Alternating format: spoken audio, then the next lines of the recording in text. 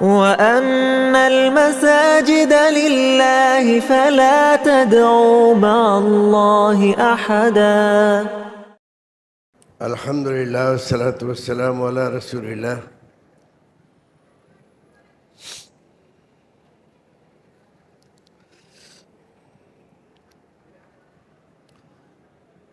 چوتھے پارے کے شروع میں اللہ رب العزت نے جب یہ آیت کریمہ نازل فرمائی قرآن شریف میں، لن تنالوا البر حتى تنفقوا مما تحبون،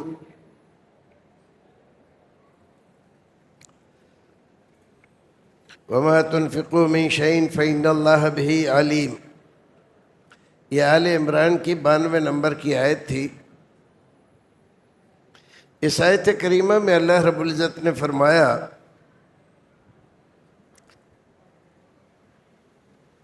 اصل نیکی تک تم لوگ نہیں پہنچ سکتے جب تک کہ اللہ کے راستے میں اس مال کو خرچ نہ کرو جو تمہیں سب سے زیادہ پسند ہے، اور جو کچھ تم اللہ رب العزت کے راستے میں خرچ کرتے ہو اللہ رب العزت اس کو خوب اچھی طرح جانتا ہے۔ اس آیت کریمہ کے ضمن میں مفسرین نے بہت سارے واقعات ذکر فرمائے ہیں، جن میں آج 2 کا ذکر کیا جاتا ہے۔ جب یہ آیت کریمہ نازل ہوئی تو حضرت ابو طلحہ جو انصاری صحابہ کرام میں سب سے مالدار صحابی تھے، اور اللہ رب العزت نے ان کو مال و دولت کافی عطا فرما رکھا۔ رسول اکرم صلی اللہ علیہ وسلم کے پاس آئے اور کہا، اللہ کے رسول، اللہ تعالیٰ یہ فرماتا ہے کہ نیکی کو تب حاصل کر پاؤ گے جب تم اپنی سب سے زیادہ محبوب چیز کو اس کے راستے میں خرچ کرو۔ میرا باغ بروحہ مدینے کے مشہور ترین باغوں میں سے ایک باغ تھا، اور اس کے اندر جو کنواں تھا اس کا پانی نہایت میٹھا، ٹھنڈا اور فرحت بخش تھا۔ خود رسول اکرم صلی اللہ علیہ وسلم اکثر اس باغ میں جایا کرتے تھے اور اس کا پانی نوش فرمایا کرتے تھے۔ مدینے میں پانی کی بڑی قلت تھی۔ رسول اکرم صلی اللہ علیہ وسلم نے فرمایا، تو تم کیا چاہتے ہو؟ ابو طلحہ نے کہا، اللہ کے رسول، میں یہ چاہتا ہوں کہ یہ میں باغ اللہ کے راستے میں دے دوں، اور آپ کو اختیار ہے، جیسا چاہیں کریں۔ ایک ایسا باغ کہ مدینے میں اس جیسا کوئی دوسرا باغ نہیں تھا۔ 1 2 10 20 پیڑ نہیں تھے اس میں کھجور کے، سینکڑوں ہزاروں پیڑ، اور پھل بھی اس کا نہایت ہی عمدہ، اچھا، بہتر۔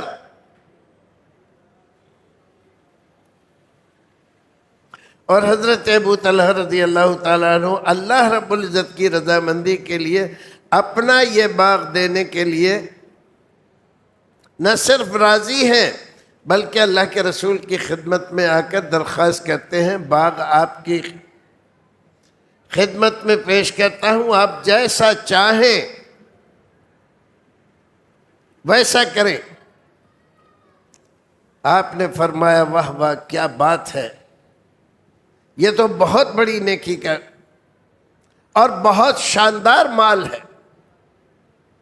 ابو طلحہ، ایسا کرو، بجائے اس کے کہ اللہ کے راستے میں دو، تم اپنے عزیز رشتہ دار، خاندانی، عزیز و اقارب میں اس باغ کو تقسیم کر دو۔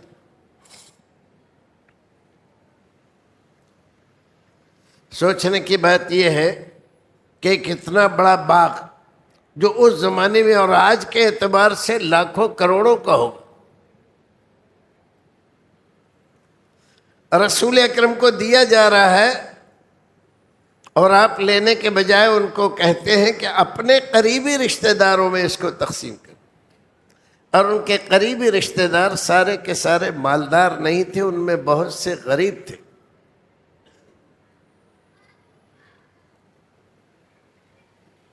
انہوں نے کہا ٹھیک ہے اللہ کے رسول، جیسا حکم ملا ویسا ہی آپ نے اپنے قریبی رشتہ دار اور چچا زاد بھائیوں میں اس باغ کو تقسیم کر دیا۔ بہرحال آج بھی تاریخ میں، حدیث میں اور مدینے کے اوپر اس کے متعلق جو کتابیں لکھی جاتی ہے اس میں اس باغ کا تذکرہ ضرور آتا ہے۔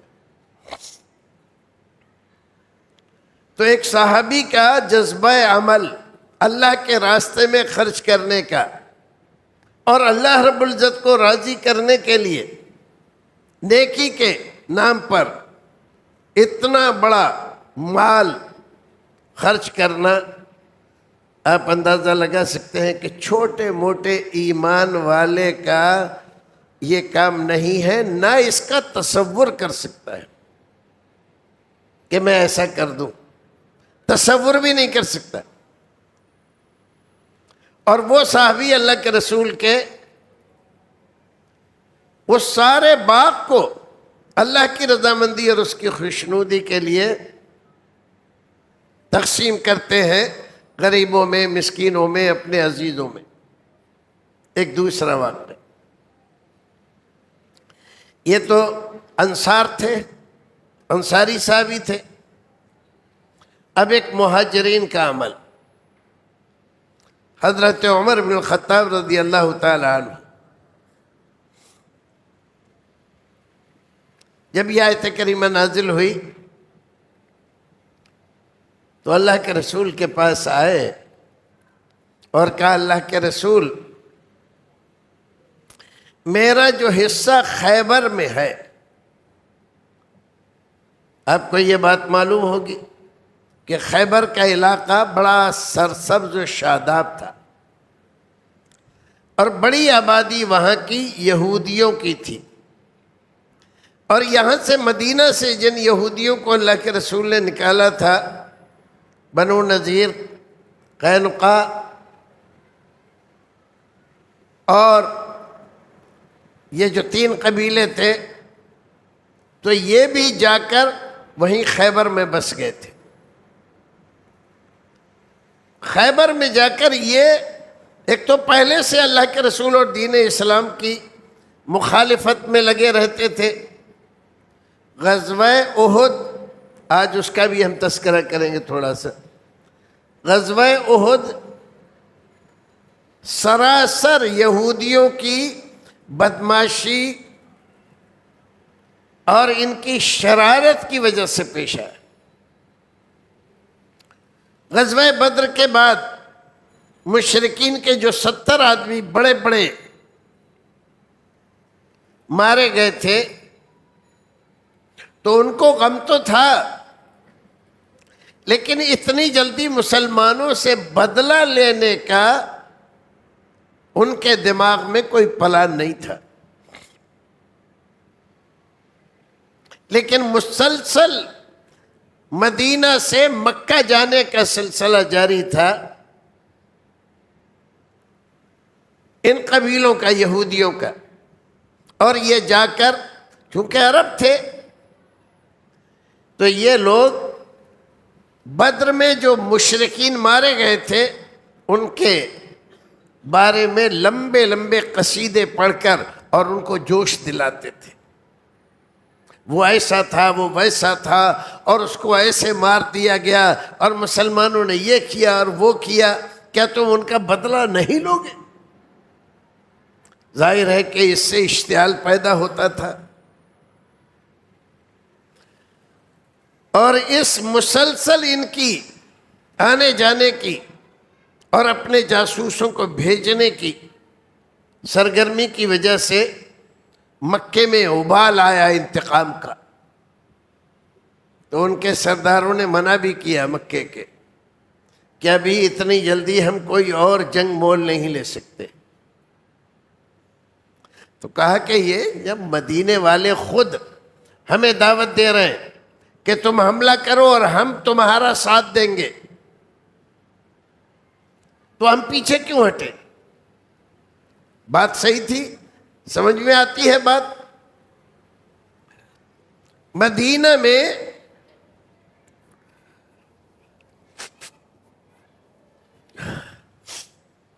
اس وقت تک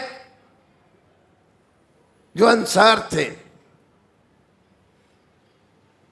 انصار کے پاس مال نام کی کوئی چیز نہیں تھی سوائے چند صحابہ کرام کے، جن کے پاس زمینیں تھیں، باغات تھے،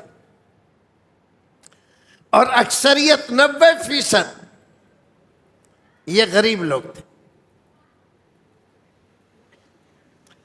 اور یہ اکثر انہی لوگوں سے، یہودیوں سے مال قرض پر لے کر اور سود در سود کے چکر میں پھنسے رہتے تھے،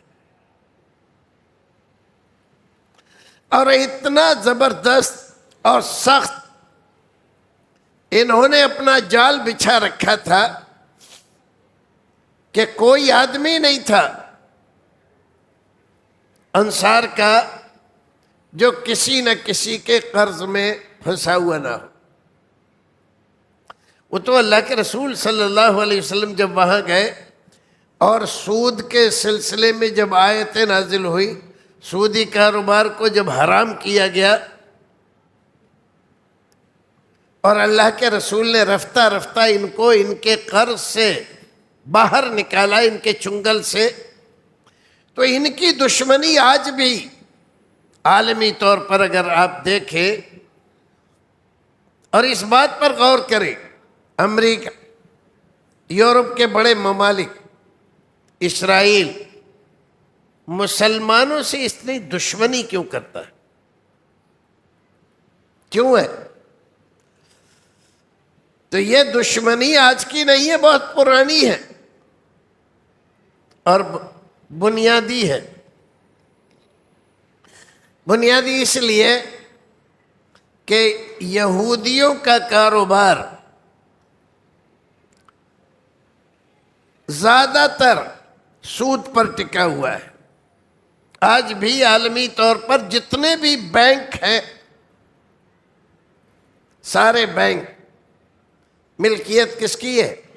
یہودیوں کی، چاہے نام کسی کا ہو، لیکن پیچھے ملکیت میں، پارٹنری میں یہودی ہی کھڑے۔ اور اسلام سود کی مخالفت کرتا ہے اور مسلمان سودی لین دین سے بچتا ہے، تو مسلمان حقیقت میں ان کی اقتصادی نظام کو تباہ کرنے کا سب سے بڑا ذمہ دار ہے۔ اس لیے یہ اسلام اور مسلمانوں سے دشمنی برتتے۔ دوسری بات، شراب کا کاروبار آج کے زمانے میں سب سے بڑا کاروبار مانا جاتا ہے۔ ہمارے یہاں انڈیا میں آپ شراب پیو گے اور کوئی آپ کی جا کے رپورٹ کر دے گا تو آپ گرفتار ہو جاؤ گے۔ شراب پینا جرم ہے، شراب پی کر گھر سے نکلنا، کسی کو کچھ کہنا جرم ہے، لیکن شراب کے ٹھیکوں کے پرمٹ کون دیتا ہے؟ حکومت ہی دیتی ہے۔ کیوں؟ اس لیے کہ سب سے بڑا ٹیکس کہاں سے وصول ہوتا ہے؟ شراب کے کاروبار سے۔ اور ان تمام کاروبار میں کون ملوث ہے، کون کرتا ہے؟ یہودی خود ان کے دین میں شراب پینا نہیں ہے جائز، لیکن انہوں نے ہی عیسائیوں کو شراب پینے پہ لگایا ہے اور وہ پیتے ہیں دھڑلے سے۔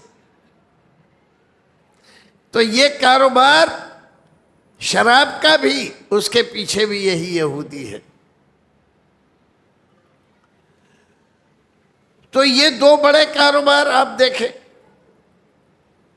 اسی طرح سے اور بھی کچھ کاروبار ہیں، ہم دوسری طرف نکل گئے۔ بات یہ تھی کہ رسول اکرم کے خلاف مکے کے لوگوں کو مشتعل کرنے کا کام کس کا تھا؟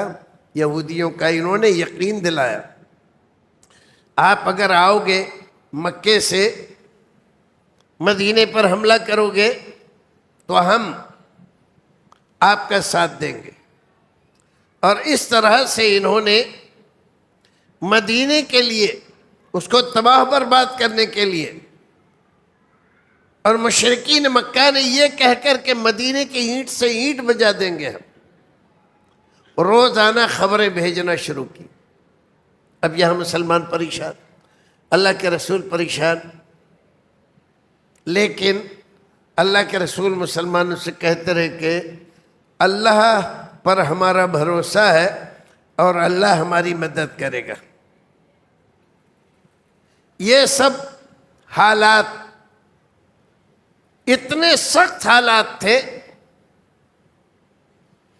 کہ مسلمان اس زمانے میں گھر سے نکلتے تھے تو تیر تلوار ساتھ میں لے کے نکلتے تھے۔ اتنا بھی یقین نہیں تھا کہ ہم جائیں گے اور قضائے حاجت کر کے گھر واپس آ جائیں گے اور کوئی ہمیں حملہ نہیں کرے گا۔ لیکن اس سے پہلے کل الطعام کان حلا لبنی اسرائیل، یہ آیات ہیں 95 نمبر کی۔ الا ما حرم اسرائیل علی نفسی من قبل ان تنزل التوراۃ قل فاتوا بالتوراۃ فاتلوها ان کنتم صادقین۔ یہودیوں کا ایک گروہ رسول اکرم کے پاس گیا اور کہا دیکھیے ہمارے اور آپ کے درمیان کافی ناراضگی چل رہی ہے، ہم چاہتے ہیں کہ یہ ناراضگی دور ہو۔ آپ نے کہا بہت اچھا ہے، کہا لیکن ہمارے 4 سوال ہیں، یہ 4 سوالوں کے جواب اگر آپ صحیح دے دیتے ہیں تو اس کا مطلب یہ ہے کہ آپ سچے نبی ہیں، ہم آپ کو نبی مان لیں۔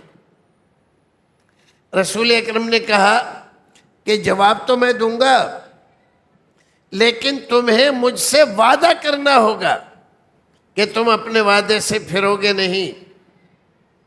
کہا کہ ٹھیک ہے، ہم نہیں پھریں گے، بولو تمہارے کیا سوال ہے؟ تو پہلا سوال انہوں نے کیا کہ اسرائیل نام ہے حضرت یعقوب علیہ السلام۔ حضرت یعقوب علیہ السلام نے تورات کے نازل ہونے سے پہلے کون سا کھانا اور کون سی پینے کی چیز اپنے اوپر حرام کی تھی، یہ بتائیں۔ اب ظاہر ہے اس زمانے میں آج کی طرح کی سہولتیں تو تھی نہیں، گوگل نہیں تھا کہ پوچھ لیں فوراً۔ رسول اکرم نے کہا کہ ٹھیک ہے جواب میں دوں گا، لیکن تم اپنے وعدے پر رہو گے؟ کہا کہ ہاں ہم اپنے وعدے پر۔ آپ نے فرمایا دیکھو بات ایسی تھی کہ ایک بار حضرت یعقوب، تورات نازل ہونے سے پہلے کی بات ہے، بہت زیادہ بیمار ہوئے، اور اتنے زیادہ بیمار ہوئے کہ بیماری بہت لمبی ہو گئی، تو انہوں نے از راہ نذر اللہ رب العزت سے یہ نذر مانی کہ اللہ اگر تو مجھے اس بیماری سے شفا دے گا تو میں اپنی سب سے پیاری چیز کھانے کی اور سب سے پیاری چیز پینے کی تیری رضا کے لیے نذر کے طور پر اپنے اوپر حرام کر لو۔ اللہ رب العزت نے شفا دے دی۔ تو سب سے پیاری چیز ان کے نزدیک جس کو وہ سب سے زیادہ پسند کرتے تھے وہ اونٹ کا گوشت تھا، اور سب سے پیاری چیز پینے کی جو وہ پیتے تھے وہ اونٹ کا دودھ تھا۔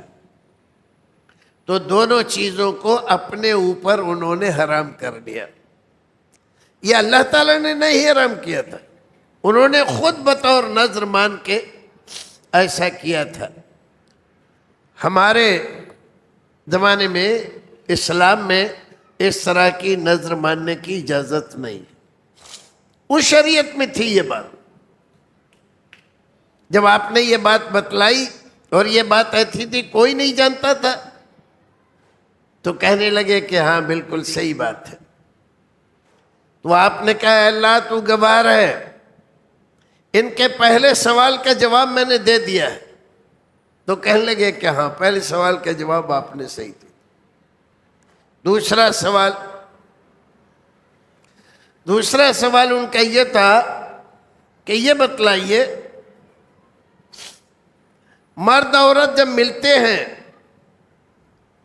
تو جو بچہ ہوتا ہے کبھی ماں کے مشابہ ہوتا ہے، کبھی باپ کے مشابہ ہوتا ہے، کبھی لڑکا ہوتا ہے کبھی لڑکی ہوتا ہے، ایسا کیوں ہوتا ہے؟ اب یہ تو بہت ٹپیکل سوال ہے۔ رسول اکرم صلی اللہ علیہ وسلم نے پھر ان کو کہا کہ تمہیں اپنا وعدہ یاد ہے؟ کہا کہ ہاں ہمیں یاد۔ تب آپ نے کہا کہ تم جانتے ہو آدمی کا پانی یعنی اس کی منی یہ سفید رنگ کی اور گاڑھی ہوتی ہے، اور عورت کا پانی پیلے رنگ کی اور رقیق ہوتی ہے، پتلی ہوتی ہے۔ جب مرد کا پانی عورت کے پانی پر غالب آتا ہے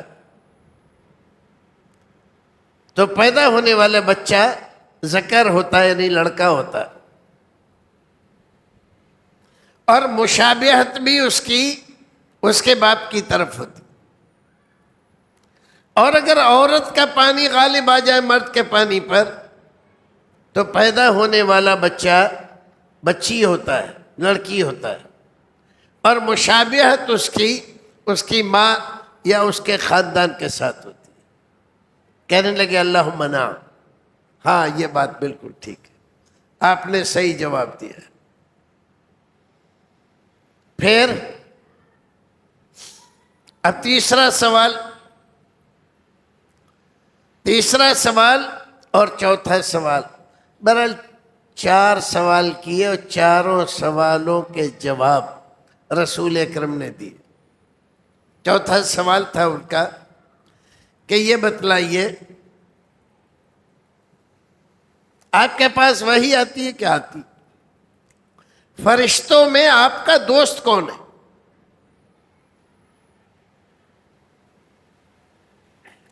اللہ کے رسول نے کہا تمہیں اپنا وعدہ یاد ہے؟ کہا کہ ہاں یاد۔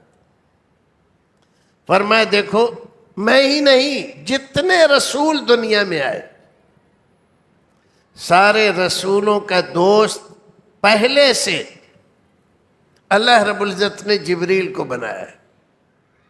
میرے دوست بھی جبریل ہیں۔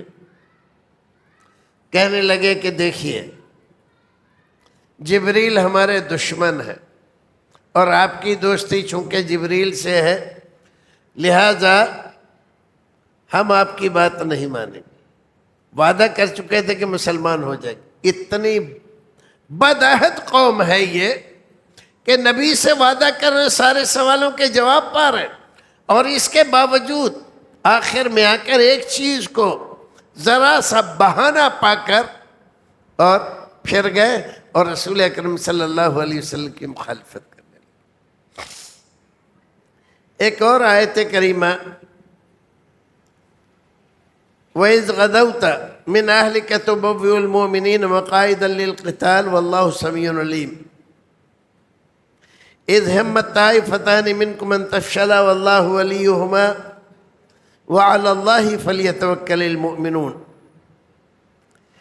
یہ تذکرہ یہاں پر غزوہ احد کا ہو رہا ہے۔ غزوہ احد سن 3 ہجری میں پیش ہے۔ بدر اس سے پہلے ہو گیا۔ بدر میں 70 آدمی مشرکین کے مارے گئے، بڑے بڑے سردار، تو وہ زخمی تھے، اور زخمی آدمی عقل سے کم اور جوش سے زیادہ کام لیتا ہے، تو وہ انتقام تو لینا چاہتے تھے لیکن اتنی جلدی نہیں۔ ان یہودیوں نے ان کو خوب مشتعل کیا، روزانہ جا جا کے اور شاعری سنا کے۔ اور اس زمانے میں جیسے آج کل سوشل میڈیا کی کوئی حیثیت نہیں جو اس زمانے کے شاعروں کی شاعری کا اثر ہوتا تھا۔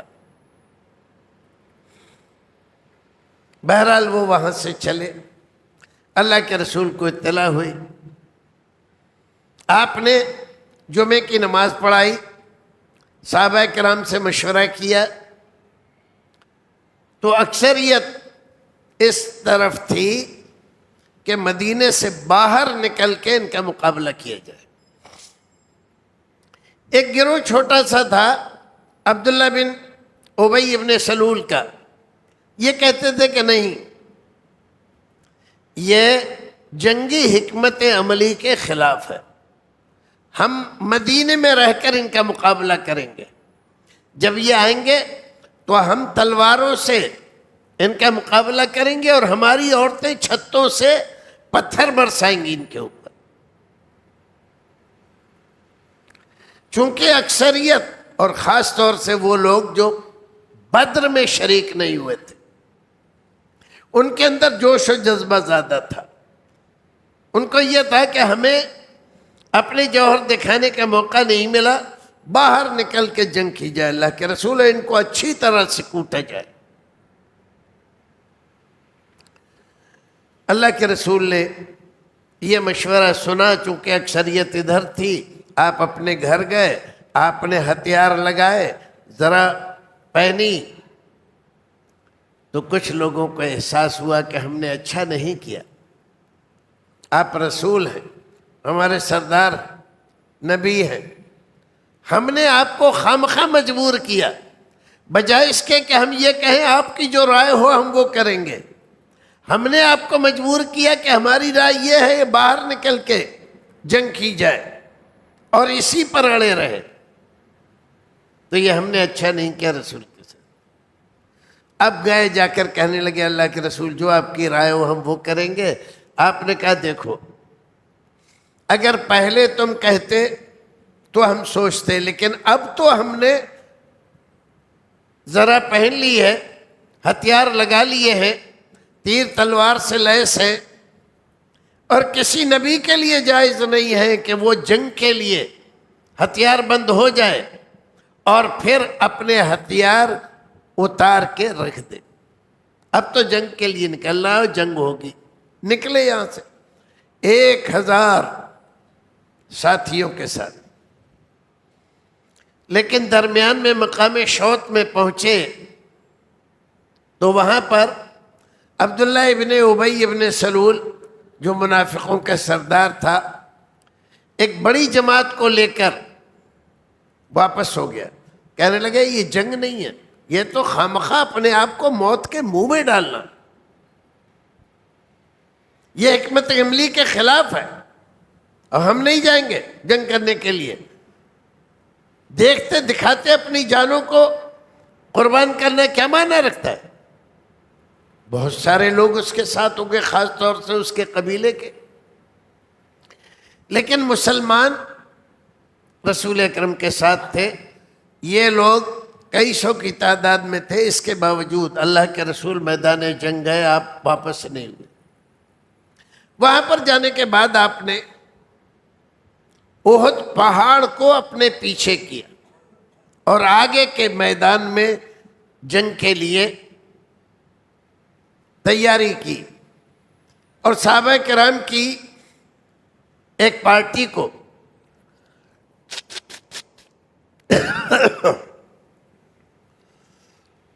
ایک پہاڑی درے میں 40 کی تعداد تھی، ان کو کھڑا کیا کہ آپ لوگ یہاں رہیں گے، جنگ ہم جیتیں یا جنگ ہاریں، بہرحال آپ کو یہیں رہنا ہے، نیچے نہیں اترنا ہے۔ آپ کہا ٹھیک ہے۔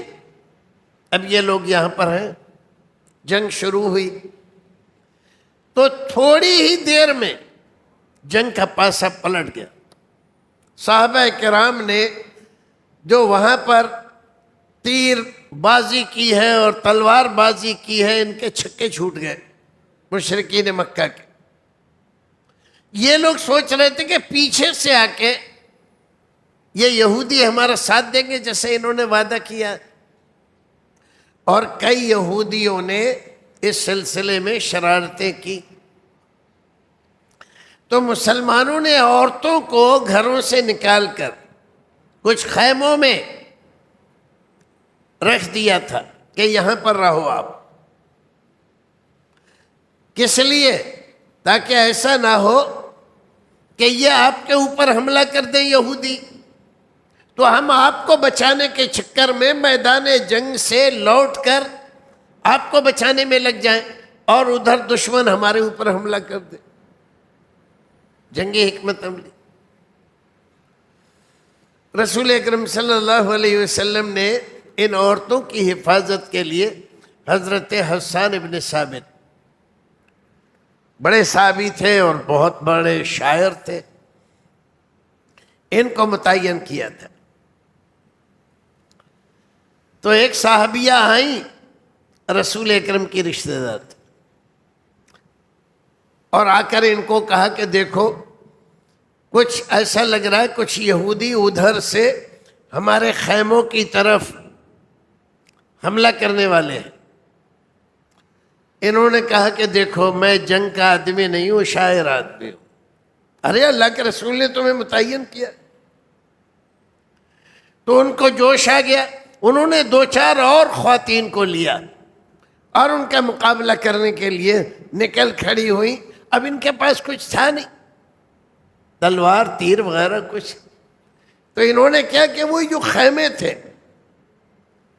تو خیمے جب گاڑے جاتے ہیں تو کھونٹا جس میں رسی باندھ کے اس کو روکا جاتا ہے، کھونٹا اکھاڑا اور پیچھے سے جا کے جو اس کو مارا ہے وہ وہی مر گیا۔ تو ایک کا مرنا تھا اور باقی سب پیچھے سے بھاگ کھڑے ہوئے۔ آج بھی ایسے ہی ہوتا ہے۔ آج جو مسلمانوں کے ساتھ ہو رہا ہے، اگر مسلمان ہمت کر کے ایک کو مارنے میں کامیاب ہو جائے تو آپ دیکھو گے جتنا بھی گروہ ہے نا سب بھاگ کھڑا ہوگا۔ بہرحال جنگ ہوئی، وہ جو آپ نے ایک ٹکڑی صحابہ کرام کی درے پہ کھڑی کی تھی، جب جنگ کا نقشہ یہ تھا کہ مسلمان جیت رہے ہیں اور مشرکین مکہ بھاگ رہے ہیں، تو ان لوگوں نے کہا کہ بھئی اب تو جنگ جیت گئے ہم، یہ تو بھاگنے لگے، مسلمان جنگ جیت گئے، اب ہم لوگ کو یہاں کھڑے ہونے کی کیا ضرورت ہے، چلو نیچے۔ تو اس زمانے میں قاعدہ یہ تھا کہ بھاگتے ہوئے فوجیوں کی، دشمنوں کی جو کچھ بھی مال و متاع ہے وہ آدمی جو بھی چھینے گا وہ اس کا ہو جائے گا۔ تو ان کو مال کا چکر دل میں آ گیا، تو ان کے سردار نے کہا کہ نہیں، اللہ کے رسول نے کیا کہا ہے تمہیں معلوم نہیں ہے؟ منع کیا ہے کہ ہم جیتے یا ہاریں درہ نہیں چھوڑنا ہے۔ کہا کہ آپ عجیب آدمی ہیں۔ ارے وہ تو اس لیے کہا تھا کہ کہیں جنگ کا نقشہ نہ پلٹ جائے، اب تو ہم جنگ جیت گئے۔ آج کے زمانے میں بھی مسلمان، اور خاص طور سے ہمارے وہ بھائی جن کی یہاں تعویلیں بہت ہیں، زیادہ عقل مندی کا ڈھنڈورا پیٹتے رہتے، تعقل پسندی میں رسول اکرم کے صحیح فرمان کو ماننے کو تیار نہیں، اس کا مطلب تو یہ ہے، اور اس کا مطلب تو یہ بھی ہو سکتا ہے نا، یہ بھی ہو سکتا ہے، یہ جو کرتے رہتے ہیں۔ یہ آپ دیکھو یہاں پر وہ سردار ان لوگوں کے کہہ رہے ہیں کہ نہیں، اس کا کیا مطلب ہے کیا نہیں ہے، اس سے میں کوئی مطلب نہیں۔ اللہ کے رسول نے کہا تمہیں یہ درہ نہیں چھوڑنا، لیکن ان لوگوں نے ایک ایک دو دو کر کے وہاں سے آنا شروع کیا، یہاں تک کہ صرف 2-3 صحابی رہ گئے، اور یہ مشرکین مکہ بھاگ رہے تھے۔ حضرت خالد ابن الولید اس زمانے تک مسلمان نہیں ہوئے تھے، اور اس جنگ میں کافروں کی طرف سے لڑنے آئے تھے مسلمانوں سے۔ تو جب یہ بھاگ رہے تھے، بھاگتے ہوئے انہوں نے پیچھے مڑ کے دیکھا تو دیکھا کہ درہ تو خالی ہے۔ تو بھاگتے ہوئے سپاہیوں کو انہوں نے کہا کہ رک جاؤ اور میرے پیچھے آؤ۔ تو بھاگتے ہوئے کو وہ مکہ جا رہے تھے، ان کو موڑ کے لے آئے، اور اس درے کی طرف جا کر وہ جو وہاں صحابہ کرام تھے ان سے انہوں نے جنگ کی اور ان کو شہید کر دیا، اور پھر پیچھے سے آ کے انہوں نے مسلمانوں اور صحابہ کرام پر حملہ کر دیا۔ یہی وہ جنگ ہے کہ جتنی بھی جنگیں آپ نے لڑی، تمام جنگوں میں سب سے زیادہ جو نقصان ہوا ہر اعتبار سے، جانی مالی، کس کا ہوا؟ مسلمانوں کا۔ 70 آدمی شہید ہوئے، 70، جن میں بڑے بڑے اجلہ صحابہ کرام حضرت حمزہ رضی اللہ تعالیٰ عنہ جیسے، رسول اکرم کے چچا۔ اور غلطی کتنی تھی؟ اتنی سی غلطی تھی، آپ نے کہا درہ مت چھوڑنا، اور یہ لوگ درہ چھوڑ گئے۔ وہ درے پہ اس لیے بٹھایا تھا کہ کہیں پیچھے سے آ کر یہ ہمارے اوپر حملہ نہ کر دے،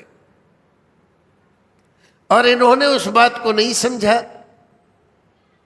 تو ذرا سی غلطی کبھی کبھی ہمارے لیے بہت بڑے نقصان کا پیش خیمہ ہو جاتی ہے۔ تو بھائیو عزیزو، آج ہم اپنا درس یہی ختم کرتے ہیں۔ اس سے بہت سارے عبرت کے سامان، نصیحتیں ہمیں ملتی ہیں۔ سب سے پہلی بات، آج کوئی نبی تو ہے نہیں، نبی نہیں ہے، لیکن ہمارے یہاں جو امارت کا، صدارت کا جو نظام چل رہا ہے، جہاں تک ممکن ہو سکے اس نظام کو توڑا نہ جائے، اس کو باقی رکھنے کی کوشش کی جائے۔ یہ صحیح ہے کہ جس کو ہم نے امیر بنایا ہے، جس کو ہم نے صدر بنایا، اس کی ساری باتوں سے ہم راضی ہوں، ایسا نہیں ہے۔ بہت سی باتیں ہیں جن پر ہمیں اعتراض ہے، وہ منمانی کر رہے ہیں، ایسا کر رہے ہیں، ویسا کر رہے ہیں، یہ ساری باتیں ہوتی ہیں، لیکن اس کے باوجود اتفاق میں، اتحاد میں جو برکت ہے، اللہ کی مدد ہے، وہ اختلاف میں نہیں ہے۔ آج عالم اسلام کو آپ دیکھو، عراق ایک زبردست حکومت تھی، بڑی طاقت تھی، اسرائیل ڈرتا تھا اس سے، لیکن انہوں نے سازش کر کے، عالمی سازش، وہاں کے حکمراں کو قتل کر دیا۔ آج کیا ہے؟ عراق کا کوئی نام سنتا ہے کہ عراق کی کوئی طاقت ہے؟ کچھ نہیں۔ اور آج روتے ہیں عراق والے اسی آدمی کے لیے جس کو برا بھلا کہتے تھے، گالیاں دیتے تھے، صدام۔ دوسری مثال دیکھو،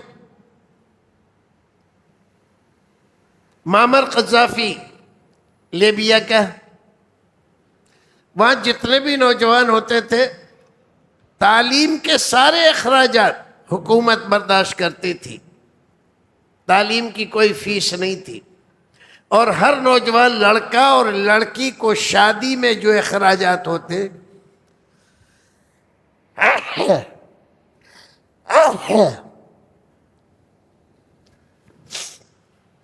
وہاں حکومت برداشت کرتے. آج معمر قذافی کی مخالفت کی امریکیوں کے اور اسرائیلیوں کے چکر میں آئے، ابھی اس کے بیٹے کو بھی ان ظالموں نے مار دیا. آپ جانتے ہیں آج کیا حال ہے؟ آج تھوک لگا لگا کے رو رہے ہیں وہاں کے لوگ. جتنی بھکمری ہے اور جتنی وہاں پر تباہی ہے اس کی کوئی مثال نہیں ہے. ایک اور مثال دیں، سیریا کا حافظ الاسد، اس کا بیٹا اگرچہ مہا نالائق، بہت بڑا مجرم، اس کے باوجود صدر تھا، ملک کو بچائے ہوئے تھا، اور اس کے خلاف ہو کے، اور یہ اسرائیل و امریکہ دونوں نے، جو لوگ مخالفت کر رہے تھے اس کا ساتھ دیا اور اس کو بھاگنے پر مجبور کیا. آج کیا ہے؟ اسرائیل جب چاہتا ہے اس پر حملہ کر دیتا ہے. تو بھائیو عزیزو، یہ جو نظام بنائے جاتے ہیں ان نظاموں کو رہنے دو، اور ان کے خلاف اشتعال انگیزی کر کے، اختلافات پیدا کر کے نظام کو مت توڑو. مسجد کا نظام ہو، مدرسے کا نظام ہو، جماعت کا نظام ہو، ایک آدمی کر رہا ہے، کوئی کمی ہے تو بہتر طریقے سے اس کو مشورہ دے دو. یہ زیادہ بہتر ہے اس کی مخالفت میں حد سے گزر جانے سے. اس کے بعد جو تباہی آتی ہے اس تباہی کا کوئی اندازہ نہیں کر سکتے. بنو امیہ کے آخری زمانے میں ابو مسلم خراسانی اور شیعوں نے جو مخالفت کی بنو امیہ کی، اور بنو امیہ کی حکومت کو ختم کر دیا. پھر کیا ہوا؟ یہ عباسیوں نے اس زمانے کے سرداروں کو، بڑے بڑے جرنیلوں کو، بنو امیہ کے بڑے بڑے بادشاہوں اور خلیفوں کو قبروں سے نکال کے اور سولی پہ چڑھا دیا تھا. آپ جانتے ہیں جب افریقہ کو فتح کیا مسلمانوں نے، موسیٰ بن نصیر، یورپ کو فتح کیا طارق بن زیاد، اور ہندوستان کو فتح کیا قاسم، یہ سب کون سا زمانہ ہے؟ یہ بنو امیہ کا زمانہ ہے. بنو امیہ کی حکومت ختم کر دی آپ نے. آج بھی بہت سارے نااہل لوگ، نالائق لوگ مسائل کو نہ سمجھ کے اور بنو امیہ کی برائیوں میں لگے رہتے ہیں ہر وقت. بنو عباسیہ ہے، کیا کیا بنو عباسیہ؟ وہ جو افریقہ میں فتوحات ہو رہی تھیں رک گئیں، ہندوستان میں جو فتوحات ہو رہی تھی وہ رک گئیں، یورپ میں جو فتوحات ہو رہی تھی وہ رک گئیں، ختم ہو، کچھ کر نہیں سکے. اور آپس ہی میں لڑ کے امین اور مامون، ہارون رشید کے 2 بیٹے، لیکن 2 بیویاں ہیں اس کی، ایک بیوی عرب ہے اور ایک بیوی فارسی ہے. تو فارسی لوگوں نے سازش کر کے اس بیوی سے تعلقات بڑھا کر، اور امین کو جو عرب خاتون کا بیٹا تھا، ہارون رشید کے بیٹے دونوں، اس کو بڑی بے دردی کے ساتھ قتل کرا دیا، اور مامون کو برسر اقتدار کر دیا. پھر ہوا کیا؟ یہ ہوا کہ پھر ان کے بعد جو خلیفہ بنتا وہ 2-4 سال بھی پورے نہیں کر پاتا تھا اور اس کو قتل کر دیا جاتا تھا. تو تاریخ پڑھو اور تاریخ سے بہت کچھ حاصل ہوگا.